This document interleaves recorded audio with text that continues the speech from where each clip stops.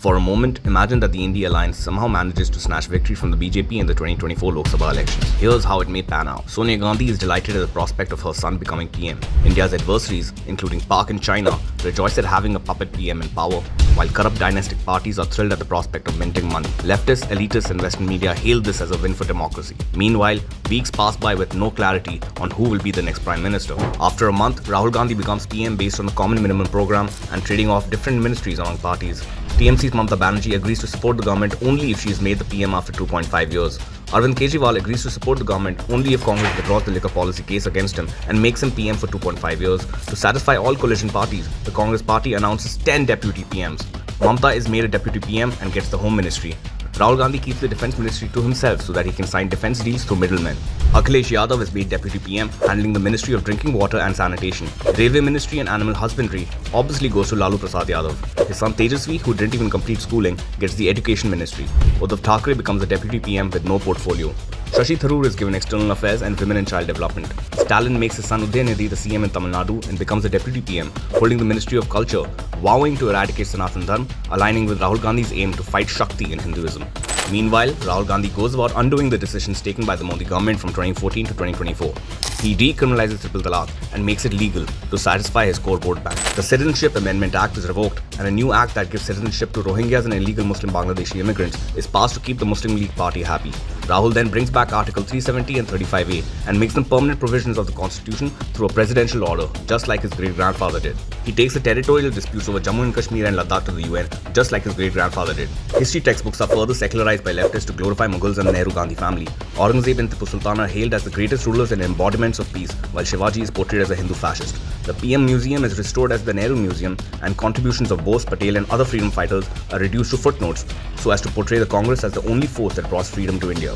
The head of Sardar Patel's statue in Gujarat is replaced with Jawaharlal Nehru's head. The Congress government also allows the construction of a mosque at the Ram Janmabhoomi site to uphold secularism. Consolidating the traditional vote bank on one side, Rahul Gandhi implements his caste census plan to divide Indians, especially Hindus, along caste lines and pits 90% against 10%. The 50% cap on reservations is removed and a quota system is implemented in both public and private institutions, completely killing whatever meritocracy was left in the system. After ensuring Indians remain divided on caste basis, Congress keeps fanning the north-south divide, exploiting regional fault lines. Separatist elements across India are emboldened, be it the Dravidianists in Tamil Nadu, the Khalistanis in Punjab or the Jihadis in Kashmir.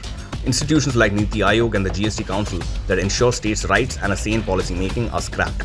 The Congress government brings back the obsolete Planning Commission, centralizing the policy-making process and returning back to Soviet-era 5-year plans. Instead of politics of development, Congress brings back the era of Nehruvian socialism while promising free money to people. Wealth creators are harassed with more and more taxes and license raj. Small companies and startups collapse because of the hostile business climate. Investors pull money out of India. India's ranking in ease of doing business and GDP growth nosedives. Stock markets go on a free fall. Millions go out of jobs and unemployment hits a record high. Inflation hits double digits, further worsened by freebie schemes and endless money printing, putting even Venezuela to shame. Excessive free money circulation leads to currency being held by people to lose all value, resulting in crores of families losing their entire life savings. People begin to queue up in front of government ration shops. With the press growing critical of the administration, the government imposes emergency. Indira Gandhi would have been proud.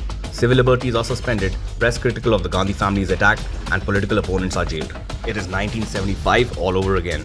Taking advantage of the unrest, China pushes itself into Ladakh and Arunachal Pradesh. Northeast India witnesses a rise in insurgency by Maoist groups funded by China. Congress doesn't order the Indian army to take action because of the Congress-China MOU. Instead, Congress agrees to let India become a part of China's Belt and Road Initiative. China builds ports along India's coastline and stations troops there to protect its infrastructure assets. New Delhi is now vulnerable to all external threats from all sides. Unable to bear the stress of the job, Rahul Gandhi goes on a vacation to Thailand. Public anger mounts over the government and anarchy hits the streets. Arvind Kejriwal pulls out of the government and seeks political asylum in the USA. Already a recipient of the Magsaysay Award in 2006, he is now awarded the Nobel Peace Prize. With no decisive leader at the helm, the collision breaks down. The Gandhi family runs away to Italy after messing things up. Mamata enacts a political coup and asserts herself as the PM. Her party hunts down and eliminates every political opponent. She lets more and more illegal Bangladeshis enter India and completely changes the country's demographics, thereby making India a de facto Islamic state whose population then demands Sharia law.